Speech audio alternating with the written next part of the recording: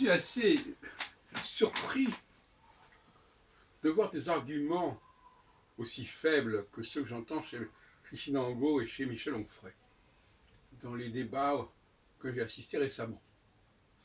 Alors Christine Angot, elle nous dit voilà, quand on emploie tel mot, ça fait penser à tel autre mot. Voilà, donc il y a une sorte d'automatisme sémantique assez nul, à vrai dire. Hein. Voilà, c'est embêtant que vous parliez comme ça parce que ça fait penser à ça. Bon. Non, elle ne dit même pas que c'est ça que ça veut dire.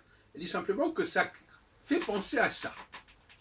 Et donc que ça... Bon, alors, dans le cas de Michel Onfray, on a l'impression qu'il n'a aucune formation linguistique.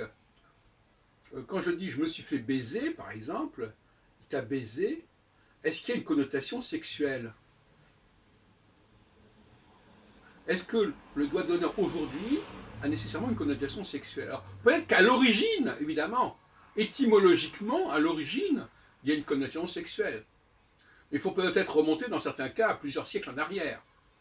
Donc cette façon de parler d'association d'idées, d'étymologie, de l'origine de l'expression, pour dire que finalement cette expression, puisqu'elle a une origine sexuelle, elle est donc sexuelle. Ou que cette formule, puisqu'elle fait penser à telle chose, ça veut dire que ça renvoie à telle chose. On est vraiment dans le petit niveau on n'est plus dans la réflexion intellectuelle, on est sorte d'un formalisme, d'étymologisme, d'associationnisme des mots. Voilà.